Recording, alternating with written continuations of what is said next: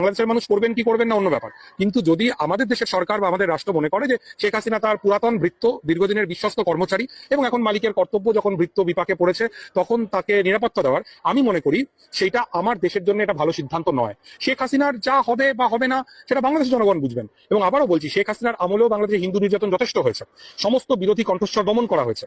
সেক্ষেত্রে আমাদের তো এই আগ বাড়িয়ে এই ঝুঁকিটা নেওয়ার কোনো দরকার নেই। পৃথিবীর কোনো দেশ এই ভদ্রমহিলাকে কোনো ঠাঁই দিচ্ছেন না। ওর পরিবারের মানুষ তো লন্ডনের এমপি।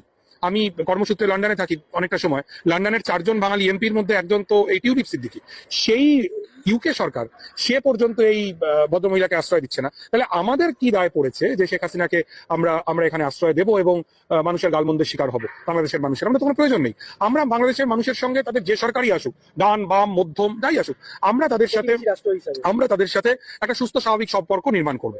আমি মনে করি বাংলাদেশের মানুষের সঙ্গে আমাদের যে ঐতিহাসিক বন্ধুত্ব ছিল তার ছেদ ঘটার সবচাইতে বড় কারণ হচ্ছে শেখ হাসিনার প্রতি আমাদের পক্ষপাত। যদি আমরা এই পক্ষপাত না করি তাহলে বাংলাদেশ এবং ভারতের মানুষের সঙ্গে মানুষের, রাষ্ট্রের সঙ্গে রাষ্ট্রের সম্পর্ক অনেক স্মুথ হবে।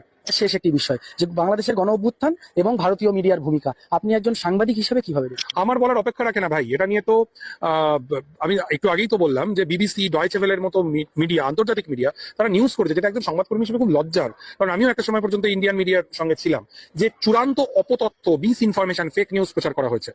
এই লিঙ্ক আমি শেয়ার করতে পারি, আপনি আপনার দর্শকদেরকে চাইলে দেখাতে পারেন। এটা খুব দুঃখজনক। মানে এইরকম অ্যাকচুয়ালি এটা যেটা হয় যে মিডিয়ার ক্রেডিবিলিটি নষ্ট হয়, সেটা যেন আমরা না করি। ক্রেডিবিলিটিকে নষ্ট হচ্ছে গদি মিডিয়ার, তার প্রমাণ কিন্তু 2024-এর লোকসভা নির্বাচন, যে এক্সিট পোল ইত্যাদির কথা বলা হলো, কিন্তু তারপরে ফলাফলটা কিরকম হলো আমরা দেখলাম।